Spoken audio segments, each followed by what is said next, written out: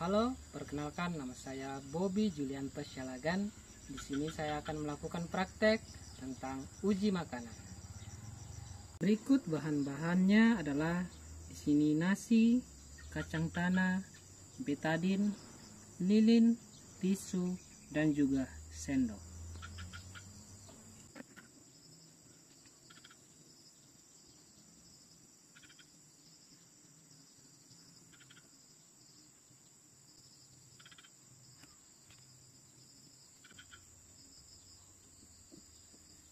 Kita tunggu sampai dia berubah warna.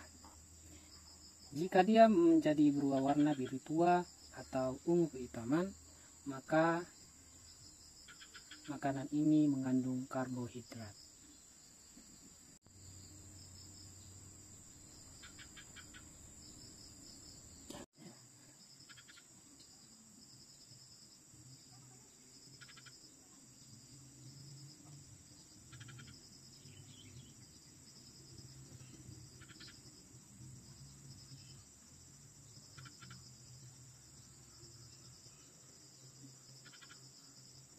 Kamu sampai 5 menit. Mati.